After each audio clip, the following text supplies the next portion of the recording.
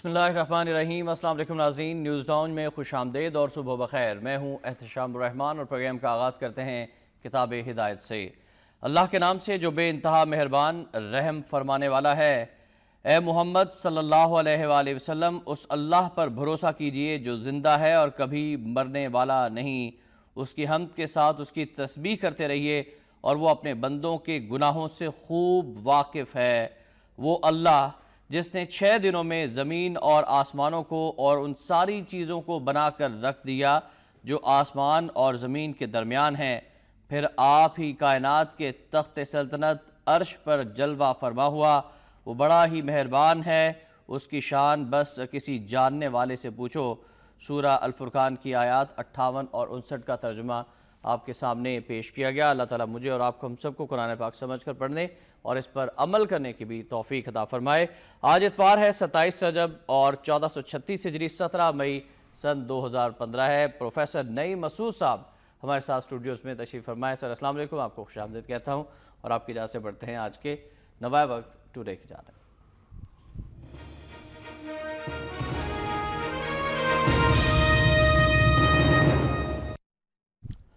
ناظرین، آج کی lead story corps commander Karachi کے بیان کے حوالے سے ہے کہ کراچی سیاسی سرگرمیوں اور دہشت گردی میں فرق ختم ہو گیا، انتظامی ناکامی اور ناکارہ سیاست نے حالات خراب کیے، حکومتی اثر و رسوخ کم ہوا، متوازی حکومتوں اور پاور سینٹرز کو ختم کرنا ہوگا، انتظامیہ پولیس کو مداخلت سیاسی دباؤ سے چھٹکارا دلایا جائے، اسٹیک ہولڈرز کو مافیاز کی حمایت مفادات مصلحتیں چھوڑنا ہوں گی، آپریشن غیر سیاسی ہے جاری رہے گا، کئی بت توڑ دیے، سیاست تشدد سے پاک، میڈیا کو خوف سے آزاد کرانا چاہتے ہیں، غلطیاں درست کرنے کا وقت آ گیا، غیر معمولی اقدامات کرنا ہوں گے، سیاسی اور انتظامی اوور ہالنگ ضروری ہے، لسانی فرقہ وارانہ ہم آہنگی کے لیے مصالحتی کمیشن بننا چاہیے، تعلیم صحت روزگار پر توجہ دینا ہوگی۔ لیفٹیننٹ جنرل نوید مختار کا تقریب سے خطاب۔ اور پھر اسی سے جڑی ایک اور خبر ہے کہ را کی سرگرمیوں کا مؤثر جواب، اگلے ہفتے وزیراعظم کی سربراہی میں اجلاس بلانے کا فیصلہ،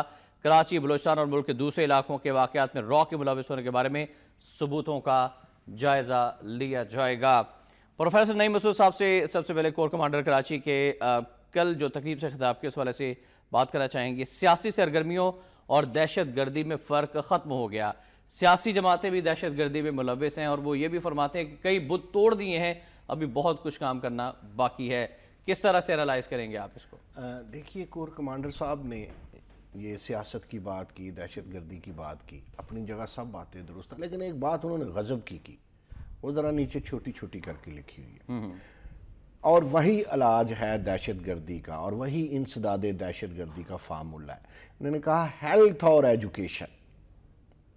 میں کہا کرتا ہوں نا احتشام کے، ہیلتھ اور ایجوکیشن اور فراہمی انصاف ہی وہ چیزیں ہیں جو ترقی پذیر سے ترقی یافتہ میں کنورٹ کر دیتے ہیں۔ تعلیم صحت روزگار، یہی وہ چیزیں ہیں۔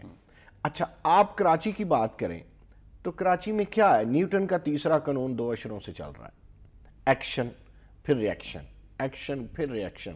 اگر کسی وہاں پر کسی بھی سیاسی جماعت نے اپنا کوئی عسکری ونگ بنایا تو باقی سیاسی جماعتوں کو جینے نہ دیا گیا، پھر ان سیاسی جماعتوں نے بھی اپنے عسکری ونگ بنائے جو وفاق کی علامت ہوا کرتی تھیں یا ہیں، پھر اے این پی سے لے کر پیپلز پارٹی تک، اور حتیٰ کہ اب تحریک انصاف کو بھی کم از کم اپنے تحفظ کے لیے یہ کچھ کرنا پڑا۔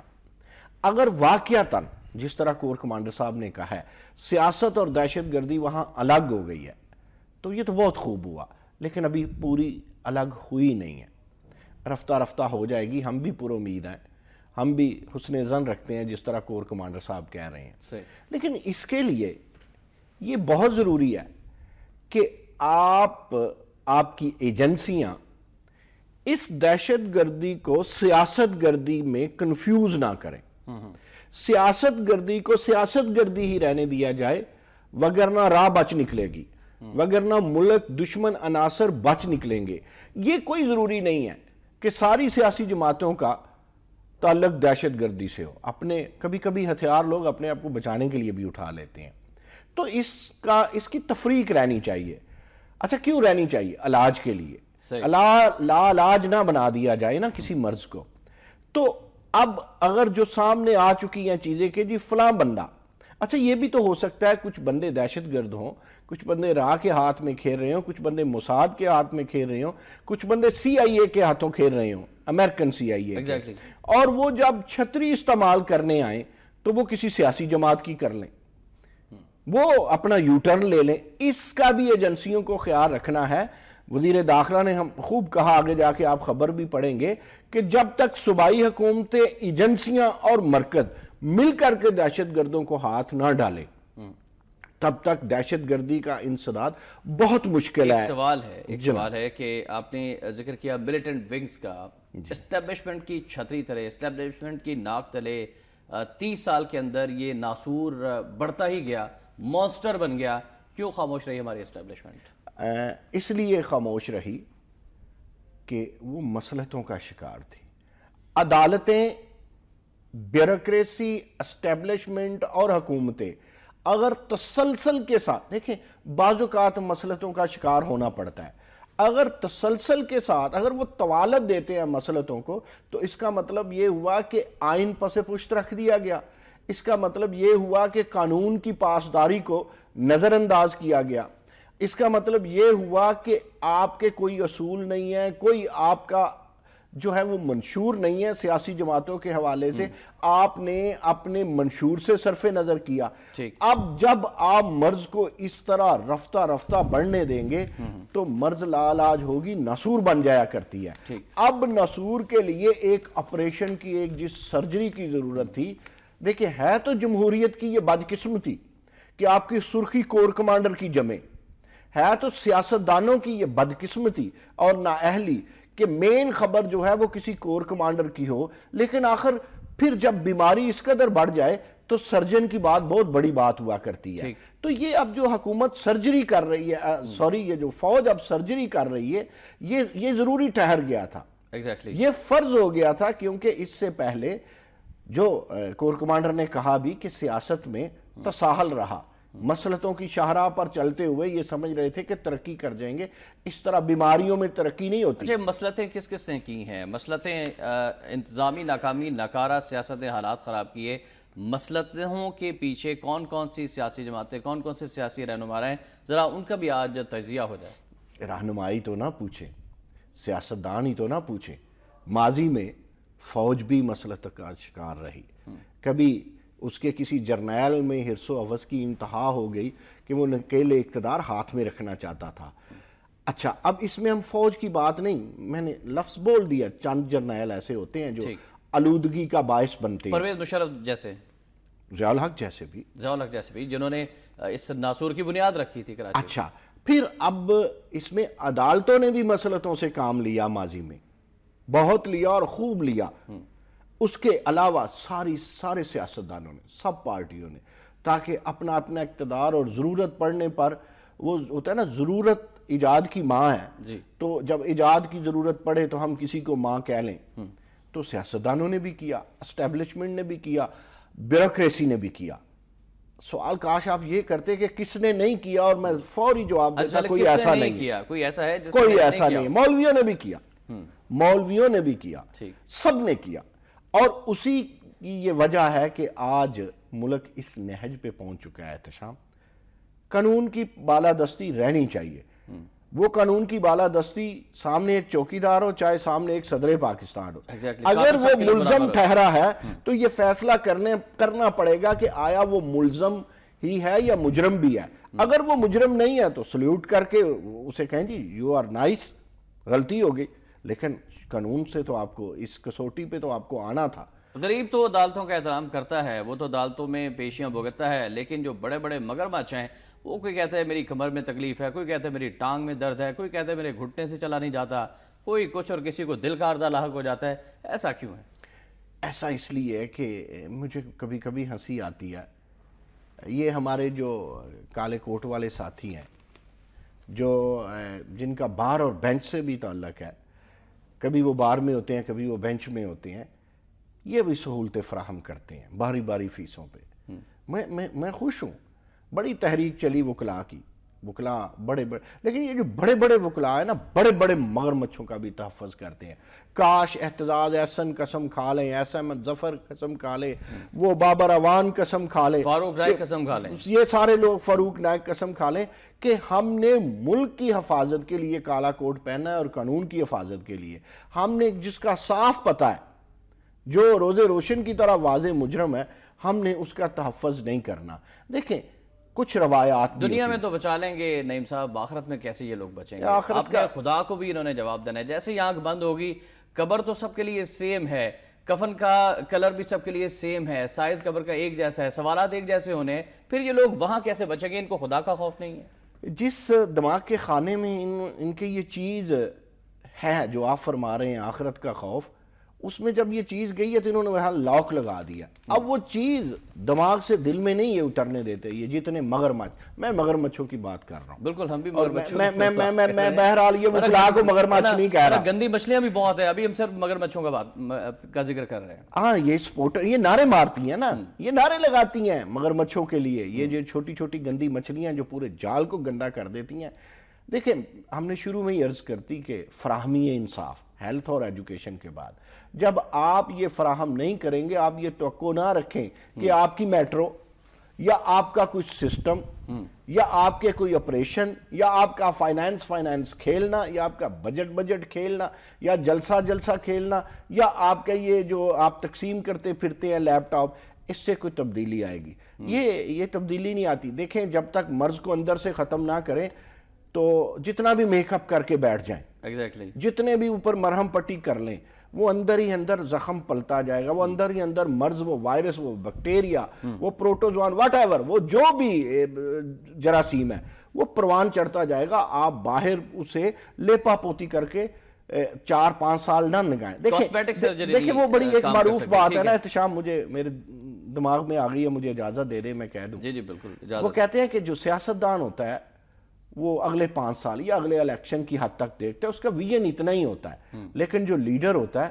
وہ ملک کو دیکھتا ہے اور صدیوں تک کی نظر رکھتا ہے. اور وہ لیڈر ہوتے ہیں قائد اعظم محمد علی جناح جیسے، وہ لیڈر ہوتے ہیں مہاتیر محمد جیسے. Of course. اب دیکھیں نا ملیشیا کی آپ نے بات کر دی، تو ملیشیا کیا تھا، ہمارے ساتھ ہی آزاد ہوا، تو اب وہاں واقعتاً جا کر کے دیکھیں دودھ اور شہد کی نہریں بہتی ہیں. اور وہ لیڈر جو ہیں وہ دبئی کے شیخ محمد جیسے بھی ہوتے ہیں، جو کہ رات کو دبئی کی سڑکوں پر گھومتے ہیں، جو کہ اپنے خاندان کے ساتھ میڈیکل فیسلٹی کے لیے جاتے ہیں تو لائن میں کھڑے ہوتے ہیں، ٹرین میں بھی سفر کرتے ہیں. ایسے رہنما ہوتے ہیں، ایسے لیڈر ہوتے ہیں. دیکھیں ہم تھوڑا سا اس میں جھجکتے ہیں.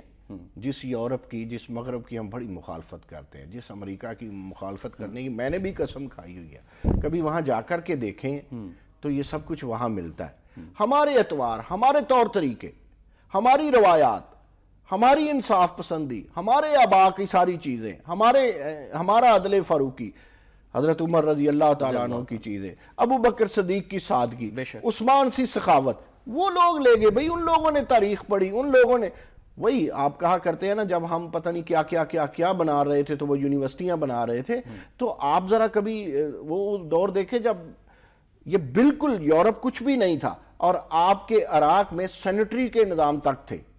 آپ وہ دور بھی دیکھیں کہ اندلس کے مسلمانوں نے یہ چمچ وغیرہ جو ہے یہ انہوں نے ایجاد کیا. یہ جو کوٹ پہنا ہوا ہے، اب ذرا ٹائی نکال دیں اس پہ، میں آئی ایم ناٹ شور، یہ پینٹ کوٹ، یہ خوش لباسی مسلمانوں کی ایجاد ہے. مسلمان صرف وہی یعنی شلوار سوٹ ان کی ایجاد نہیں ہے، یا مسلمانوں کی یہ نہیں ہے کہ صرف وہ چوگا پہنتے تھے اوپر یا وہ عربی لباس پہنتے تھے. یہ خوش لباسی بھی مسلمانوں کی دی ہوئی ہے. حکماں کو دیکھ لیں، حکیموں کو دیکھ لیں، کیمیا کو دیکھ لیں، طبیعات کو دیکھ لیں، سب میں پرانے نام کن کے ہیں، کون لے گیا؟ جب ہم اس ڈگر سے ہٹ گئے، ہم نے دھوکے دینے شروع کی. یہ ماضی میں بھی تو کچھ سیاستدان اسی طرح کے تھے نا. اچھا، ماضی کی سیاست کی بات سے ہم تھوڑا سا اور ماضی میں چل رہے تھے. خلفائے راشدین کا آپ نے ذکر فرمایا، تو کیا ہمارے حکمران جب آتے ہیں اقتدار میں، اس سے پہلے کیا وہ حضرت عمر فاروق رضی اللہ تعالیٰ عنہ، حضرت ابو بکر صدیق رضی اللہ تعالیٰ، حضرت عثمان، حضرت علی رضی اللہ تعالیٰ عنہ کی زندگی کو اسٹڈی نہیں کرتے؟ کس طرح سے انہوں نے خلافت کی، کس طرح سے لوگوں کو کے حقوق کے لیے کام کیا، ان کو سہولتیں دینے کے لیے، ان کو انصاف دینے کے لیے کام کیا؟ کیا اسلام کی اسٹڈی نہیں کرتے ہمارے حکمران اور پھر آتے ہیں اور اپنی چنگیزی جمہوریت جو ہے وہ اس کو لاگو کرنا شروع کر دیتے ہیں؟ وہ احتشام ہاتھی کے دان جو ہے نا، آپ پلیز یہ نہ کہہ دینا میں نے سیاستدانوں کو ہاتھی کہہ دیا، اگر میں نے کہنا ہوگا تو میں سفید ہاتھی کہوں گا. ٹھیک ہے. تو سفید ہاتھی تو بہت بڑے بڑے ہیں ویسے. یہ جو ہاتھی کے دانت کھانے کے اور دکھانے کے اور ہوتے ہیں نا، یہ بڑا تنگ کرتے ہیں. اور یہ جب کردار نہ ہو تو یہ علم بھی بڑا تنگ کرتا ہے. ایگزیکٹلی. انسان کو صاحب کردار ہونا پڑتا ہے. وہ کہا تھا نا، وہ علم پڑھیاں اشراف نہ ہون جڑے ہون اصل کمینے. ایگزیکٹلی. پتل کدی، ہاں جی بالکل، پتل کدی سونا نہیں بندا پاویں جڑیے لال نگینے. تو جو آپ اشرافیہ میں جن کو دیکھ رہے ہیں، علم تو ان کے پاس بھی بڑا ہے، لیکن اس کی یوٹیلائزیشن یوز نہیں ہے. علم کے اوپر ڈومیننٹ غالب جو ہے وہ حرص و ہوس ہے. ایگزیکٹلی. دولت اکٹھی کرنی ہے، ہر طرح سے لوٹنا ہے.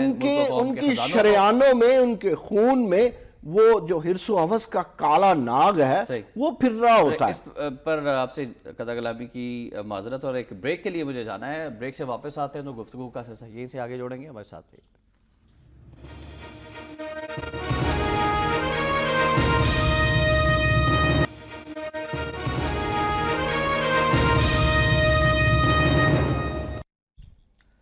ایک بار پھر آپ کے پروگرام میں خوش آمدید کہتے ہیں، اور کچھ مزید خبروں کو بھی حصہ بنائیں گے، لیکن ہم وائنڈ اپ کرنا چاہتے ہیں گفتگو جو ہم ملکی سیاستدانوں کے حوالے سے کر رہے تھے، ان کے علم کے حوالے سے کر رہے تھے، ان کی قابلیت کے حوالے سے، ان کے کردار کے حوالے سے ہم کر رہے تھے. دیکھیں، میں ایک چھوٹی سی عرض کروں، جب تک آپ علم کا مثبت استعمال نہ لائیں، جب تک آپ صاحب کردار نہ ہوں، وہ کیا کہتے ہیں لوگ، علم تو ابلیس کے پاس بھی بہت تھا. صحیح.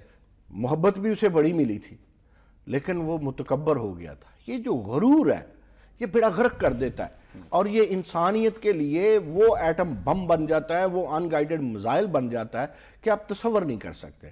ہمارے ہاں مسئلہ کیا ہے کہ سیاستدان اس قدر متکبر ہے، پھر اسے مس یوز کر جاتی ہے بیوروکریسی. آپ جب بھی احتشام کبھی ملکی خرابیوں کی بات کریں تو اس میں سارے سیاستدانوں کو مورد الزام نہ ٹھہرائے. ٹھیک. اگر سیاستدان اس میں 70% انوالو ہیں، مجھے پتا ہے میرے کچھ ناظرین کہہ رہے ہوں گے اولا ہاتھ رکھا ہے 99 کیوں نہیں کہا. اگر کچھ 77 یا 70% سیاستدان ہے تو 99% بیوروکریسی ہے. ٹھیک ہے. ہمارے کچھ M P A M N A حضرات، اللہ کے حتیٰ کہ جو منسٹر بھی بن جاتے ہیں، جنہوں نے دستخط کرنا سیکھے ہوئے ہیں، ان کے ساتھ بیوروکریسی وہ کھلواڑ کر جاتی ہے کہ جو دہشت گرد بھی نہیں کرتے. اس کی وجہ کیا ہے؟ اس کی وجہ یہ ہے کہ وہ کم فہم ہے، کم علم ہے. ان کے 2-3 لوگ اور بھی رشتہ دار بھی جیتے ہوتے ہیں، انہیں منسٹری دینا زرداری صاحب کے لیے بھی اور میاں نواز شریف کے لیے بھی، اور یا کبھی چودھری شجاعت ہوں ان کے لیے بھی، حتیٰ کہ ججوں کے لیے بھی فرض ٹھہر جاتا ہے کہ وہ اپنے طور پہ ایک سیاسی مافیا ہیں، وہ اپنے طور پہ ایک خاندانی بادشاہت رکھتے ہیں. تو ان کو اگر ساتھ لگانا ہے تو منسٹری دیں، وہ منسٹری کے ساتھ چاہے جو مرضی کرتے پھریں. ٹھیک ہے. اچھا وہ کچھ نہیں کرتے تو تب بھی وہ کمال کرتے ہیں. وہ صرف پروٹوکول کیوں لیتے ہیں؟ عباس افریدی آپ کے ٹیکسٹائل کے منسٹر ہیں. احتشام ایمانداری سے بتائیے گا ان کا نام ذہن میں آتا ہے آپ کا؟ فل وزیر ہے، وزیر مملکت بھی نہیں. جی ہاں.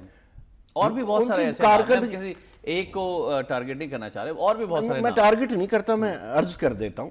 یہ میرے پڑوس میں، میرے شہر میں حضرت عثمان ابراہیم ہے، پرانے مجے ہوئے سیاستدان ہیں، ہمیشہ جیتتے ہیں. آپ کو پتہ ہے وہ وزیر مملکت ہے. آپ ٹارگٹ کیوں نہ کریں؟ اگر کچھ کام کرتے ہوتے تو سب کو پتا ہوتا. آپ اسی طرح، مجھے تو برجیز طاہر صاحب کا بھی کام نظر نہیں آتا. بہت بڑے پارلیمنٹیرین ہیں، ان کا فون چلتا ہے ہر جگہ. اور وہ رانا تنویر ہے، مجھے تو ان کا کام نظر نہیں آتا. بھئی بلیغ الرحمان کام کرتے ہیں نظر آتا ہے. میرے تو کوئی رشتہ دار نہیں ہے، کہاں بہاولپور، کہاں لاہور، کہاں گجرانوالا. ایگزیکٹلی. احسن اقبال کام کرتے ہیں. میں کوئی سیاسی طور پہ یا میری فلسفی ان سے نہیں ملتی، آپ کو بھی پتا ہے، مجھے بھی پتا ہے. جو کام کرتا ہے، جس کے پاس علم ہے، اس کی گفتگو سے، ان کی باڈی لینگویج سے، ان کے جسچر سے، ان کے اقدامات سے وہ نظر بھی آتا ہے. سکندر بوسن ہے، آپ کو پتا فل وزیر ہے، فل وزیر ہے، اور ریسرچ کے وزیر ہیں. اس لیے وزیر ہیں کہ وہ گیلانی سے سیٹ جیت سکتے ہیں. صحیح. کیا کبھی کارکردگی ہے؟ موصوف کو کبھی یہ بھی فرصت نہیں ہوئی کہ اپنے وزیر اعظم سے مل لیں، یا انہوں نے بھی نہیں کبھی کہا کہ چلیں بوسن صاحب کو بلا لیں. تو یہ کیا ہے؟ یہ وقت کا ضیاع نہیں تو کیا ہے؟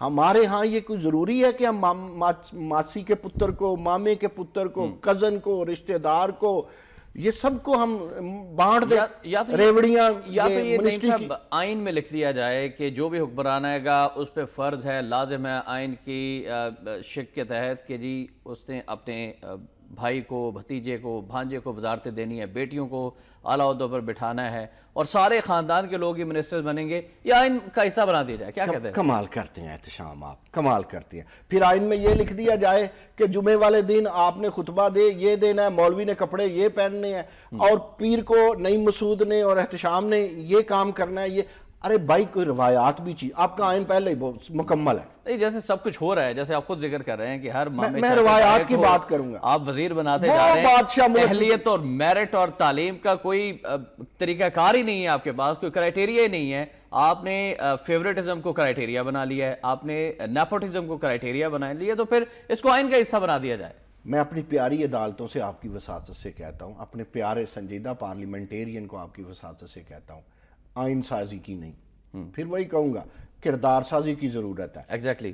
چلے کچھ کالرز کو بھی، اگر ناروے کا وزیر اعظم سائیکل پہ بیٹھ سکتا ہے تو اگر چلانا آتا ہے تو محترم وزیر اعظم پاکستان بھی کیوں نہیں بیٹھ سکتا؟ نہیں، وہ سائیکل جو ہے ان کے وزن سے دب جائے گی. معذرت کے ساتھ کچھ کالر ہم لے لیتے ہیں. ہمارے ساتھ علی نواز صاحب ہے ملتان سے. السلام علیکم. جی السلام. جی علی نواز صاحب، کیا کہنا چاہیں گے آپ؟ سر آج یہ بھی ماشاءاللہ مہمان بڑی پیاری بات کی ہے کہ جسٹس، صحت اور تعلیم، یہ تین چیزیں سر اسلام بھی کہتا برابری بھی ہو جائے تو یہ ملک بہت ترقی کرے گا. ٹھیک. دوسرا بات کی سیاسی جماعتوں میں ملیٹنٹ بینک کی، تو عرض میری صرف اتنی ہے آپ صاحبان سے اور تمام پاکستانی سننے والوں سے کہ ہماری عدالتوں میں سب سے زیادہ دہشت گرد بیٹھے ہوئے ہیں، جج جو وقت پر انصاف نہیں کرتے اور غریب آدمی دہشت گرد بننے پر مجبور ہوتا ہے. ٹھیک. اگر ہمارے جج ایک حلف اٹھا لیں اور کالے کوٹ کی بات کی ہے اور وکلا بھی یہ حلف اٹھا لیں کہ ہم نے غلط پٹیشن دائر نہیں کرنی، صحیح بات کرنی ہے، اور ریسپونڈنٹ کا وکیل بھی یہ دیکھ لے کہ آپ پوچھیے اپنے کلائنٹ سے کہ کیا پٹیشن ہے جو آپ نے الزام لگائے یہ کتنے صحیح ہیں کتنے غلط ہیں، تو کیس بھی کم ہو جائے. ہمارے سب سے بڑے دہشت گرد اس ٹائم عدالتوں میں بیٹھے ہوئے، میں 100% بات یقین سے کہہ رہا ہوں، مجھے جو بروی عدالت بلائے میں ان کے سامنے نام لے کے بتلاؤں گا. یہ میرے پاس عدالت کے ڈاکومنٹ بولیں گے. یہ بہت بڑی علی صاحب آپ بات کریں. بہرحال آپ کی یہ اپنی اوپینین ہے، اس پر ہم مزید بھی بات کریں گے. جمال مصطفیٰ صاحب ہمارے ساتھ. السلام علیکم جمال صاحب. وعلیکم السلام. ابھی میں آئین کی بات سن رہا تھا تو آئین کے جو رائٹرز ہیں جنہوں نے لکھا وہ ایک ویسٹڈ گروپ ہے، ہمیشہ سے پرماننٹ رولر، وہ ان کی ٹیلرڈ ہے. آئین جو ہے ان کی منشا اور ان کی ضروریات کے مطابق ہے. پاکستان میں پولیٹیکل ریسٹرکچرنگ ریفارم کی ضرورت ہے. The constitution has to be rewritten. اور جو حالات ہم نے دیکھے ہیں، ایک جب تک کامن مین نہیں آگے آئے گا کوئی چیزیں درست نہیں ہوگی. میں یہاں آپ سے عرض کروں گا، میں ابھی آپ کور کمانڈر صاحب کی جو سپیچ کی بات کر رہی تھی، بٹوین دا لائن بہت زبردست انہوں نے باتیں کی ہیں. میں تو یہاں تک کہوں گا کہ میں نے ایک دن عرض کیا تھا کہ جو را کے ایجنٹ ہیں نہ صرف وہ سیاسی جماعتوں میں ڈھونڈے جائیں، وہ میڈیا میں ڈھونڈے جائیں اور ایم کے ایجنٹ ڈھونڈے جائیں جو انہوں نے فلڈ کیے ہوئے ہر جگہ. کیونکہ پاکستان کی سیاست کو خراب کرنے میں سب سے بڑا ہاتھ ایسے فیکٹرز کا ہے. یہ جو ٹی وی کے ذریعے، جو میڈیا کے ذریعے ساری چیزوں کو سپن دیتے ہیں، ٹویسٹ کرتے ہیں، یہ وہاں بھی ڈھونڈے. ایم کے جو بندے ہیں ڈھونڈے. اور پھر اگر ایم کے اوپر الزام ہے، الطاف حسین پہ الزام لگتا ہے کہ یہ را کے ایجنٹ، انہی کے لوگ کہتے ہیں کہ جی ہمیں ٹریننگ دلاتے ہیں، ہم ان کے کہنے پہ کہتے ہیں، تو پھر آپ کی حکومتیں ان کو ہر جو کانفیڈینشیل میٹنگز ہیں ان میں بھی ساتھ ساتھ رکھتے ہیں. ان کے جو یہاں کے لوکل ریپریزنٹیٹیوز ہیں ساری شام سارا دن وہ ٹی وی پہ آ کے اپنی صفائیاں پیش کرتے ہیں. تو حکومت کیا چاہتی ہے وہ؟ چلیں جمال صاحب، تھینک یو ویری مچ. ابھی ہم بات کرتے ہیں پروفیسر صاحب سے. پروفیسر صاحب، کور کمانڈر صاحب نے یہ ذکر کیا کہ کئی بت تو توڑ دیے، ان کا اشارہ کس طرف تھا؟ اور جمال صاحب جو کہہ رہے ہیں کہ اگر آپ ایک سیاسی جماعت کو کہتے ہیں، الزامات لگاتے ہیں کہ وہ را کے ایجنٹ ہیں، تو پھر ان کو اہم ترین جو میٹنگز ہیں، انتہائی خفیہ اجلاس ہیں، ان میں کیوں بٹھایا جاتا ہے؟ دیکھیں، انہوں نے جمال مصطفیٰ نے کافی حد تک تو خود ایک وضاحت کر دی کہ ہر جگہ ایجنٹ بیٹھے ہیں را کے. اللہ معاف فرمائے، انہوں نے تو میڈیا کو بھی انوالو کر دیا. اور ہم ان کی بات سے نہ اتفاق کرتے ہیں، نہ ہم یہ ان کی اپنی ذاتی رائے ہے. میں جیسے میں نے پہلے کہا، علی نواز صاحب کی بھی ذاتی رائے، مصطفیٰ جمال صاحب کی بھی اپنی ذاتی رائے ہے. اور نہ ہم کوئی ایسا کہ ہم 100% کہیں نہیں یہ غلط کہہ رہے ہیں. مسئلہ یہ ہے کہ کوئی بھی سیاسی جماعت ساری خراب نہیں ہے. اچھا، کسی کا کارکن بک جاتا ہے، لیڈر نہیں بکتا. کسی کا لیڈر بک جاتا ہے، کارکن تو اس کے لیے لہو بہانے کے لیے پھر رہا ہے نا. تو اب یہ سب کو سزائیں نہیں دی جا سکتی، سارے ایم این ایز کو، سارے ایم پی ایز کو یہ سزائیں نہیں دی جا سکتی۔ اچھا سزائیں دینا پھر عدالت کا کام ہے، وہ پھر علی نواز والی بات پہ غور کرنا پڑے گا۔ اور اب وہ عدالتیں جو وزیر اعظم بنا نہیں سکتی لیکن وزیر اعظم کو گھر بھیج سکتی ہیں، اس کا مطلب کتنی پاورفل ہے۔ عدالتوں کے پاس بہت پاور ہے۔ تو اگر وزیر اعظم پاکستان، اور وہ بھی وزیر اعظم گیلانی جو بلا مقابلہ ہوا اور اس کے مقابلے پہ کوئی نہ آیا، اسے عدالت اٹھا کے کہہ سکتی ہے یہ ملتان کو راستہ جاتا ہے۔ راجہ پرویز اشرف صاحب کے ساتھ بھی کچھ ایسا ہی ہوا، لیکن انہوں نے واپس نہیں بھیجا، وہ تو ساری اپنی کابینہ کو واپس لے گئے ہار کی شکل میں۔ مسئلہ یہ ہے کہ عدالتوں کو اور ایجنسیوں کو کام کرنا پڑے گا۔ دوسری بات جو انہوں نے آئین کی ہم مان لیتے ہیں کہ شروع میں آئین بنانے والے، لیکن نہیں، یہ تو لوگ قائد اعظم کے حوالے سے بھی بات کرتے ہیں نا۔ بالکل صحیح۔ آئین میں وہ پچھلی دفعہ آپ بڑا 62 63 کی بات کر رہے ہیں، آئین کی بات ہے۔ لوگ آئین میں بھی ذرا آئینہ دیکھیں نا، سیاستدان تو سب کچھ نظر آ جائے گا، آئینہ ہی تو نہیں دیکھتے نا، یہی نہیں دیکھتے۔ تو بات یہ ہے کہ آئین ہمارا بہت اعلیٰ ہے، متفقہ آئین ہے، اس میں کوئی ڈاؤٹ نہیں ہے، اور اسی آئین مجرم کے لیے سزا ہے اور حب الوطنی والے کے لیے جزا ہے، لیکن کوئی دیکھے تو صحیح نا مسئلہ۔ عمل درآمد بھی تو ہو۔ ابھی آپ کہہ رہے تھے نا کہ میں یہ عرض کر رہا تھا کہ روایات بھی تو ہوتی ہیں۔ آپ دیکھیں وہ آپ کا بڑا چودھری ملک جسے آپ انگلینڈ کہتے ہیں، برطانیہ کہتے ہیں، وہ روایات پہ ہی اپنا آئین، اس کا آئینی روایات ہے، روایات بہت بڑی ہوتی ہیں۔ اگر مجھے اجازت دے تو میں ایک چھوٹی سی عرض کروں، میں آپ کو پتا ہے عمران خان کی آپ بات کریں گے تو میں بہت بڑا ناقد ہوں، لیکن اڑتی ہوئی ملی ہے خبر بزم ناز سے کہ کے پی کے میں ایک بہت خوبصورت کام ہوا۔ اچھا پہلا کام ہے جو مجھے پسند آیا، حالانکہ وہ عمران خان صاحب تو کہتے ہی رہتے ہیں ہم نے ابھی دریائے سوات اور وہی چل رہے ہیں، کوئی سڑکیں خوبصورت کروا دی، پودے شودے لگوا دی، نہیں، وہ جس کی بات ہم کر رہے ہیں وہاں پر ہائر ایجوکیشن کو مضبوط کر دیا گیا۔ ایگزیکٹلی۔ میں نے مشتاق غنی سے رات بات ہوئی تو میں نے کہا مشتاق غنی صاحب، لاہور والوں نے اور کراچی والوں نے یا لاڑکانہ والوں نے اپنا اپنا ایچ ای سی کا چیئرمین بنا دیا، آپ نہیں بنانے والے، آپ تو مرکز کے خلاف ہے۔ کہتے ہیں ہم مرکزی حکومت کے خلاف ہیں، مرکز کے خلاف نہیں ہے، ٹھیک، ان کی پالیسیز پہ ہم مرکزی ایچ ای سی کو جانتے ہیں اور اسے مانیں گے۔ اور خوب بات جو انہوں نے کی، انہوں نے وی سی حضرات کے لیے کہا ہے صرف ہائر ایجوکیشن کا سیکٹری ہوگا اور باقی یا سائنسدان ہوں گے یا ماہر تعلیم ہوں گے، کوئی سیاسی آدمی نہیں ہوگا۔